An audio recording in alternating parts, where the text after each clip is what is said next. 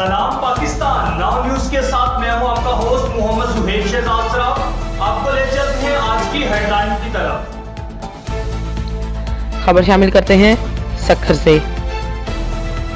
शिया उलमा कौंसिल पाकिस्तान सूबा सिंध के सदर डॉक्टर अलामा सैयद इकबाल रदी ने कहा है कि मौजूदा हुकूमत हालिया मुल्की सूरत हाल, बढ़ती महंगाई पर कंट्रोल करें ताकि गरीब आवाम की जिंदगी बआसानी गुजर सके और मुल्क बदहाली से महफूज रखा जाए। मुहर्रमुल हराम नहायत अकीदत और एहतराम से मनाया जाएगा और आज़ादारी में किसी किस्म की रुकावटें काबिल कबूल नहीं है।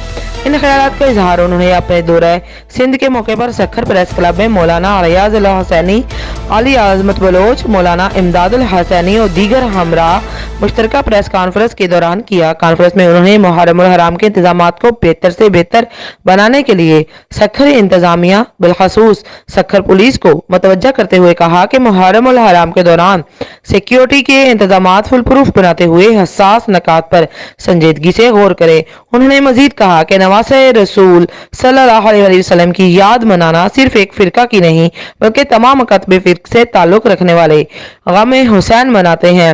हम एक दूसरे से ताउन में रहकर ही गम हुसैन मनाएंगे। हुकूमत वक्त को भी चाहिए कि वो मुहर्रमुल हराम के दौरान इंतशार फैलाने वाले पर अनासिर पर नजर रखें ताकि पुरअमन फिजा खराब ना हो।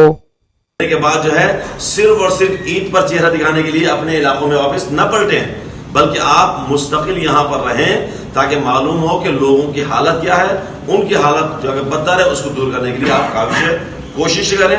ये लोग मोहब्बत करने वाले हैं, अगर आप मोहब्बत देंगे तो इंशाल्लाह बेहतर अंदाज में सिलसिला आगे बढ़ सकेगा।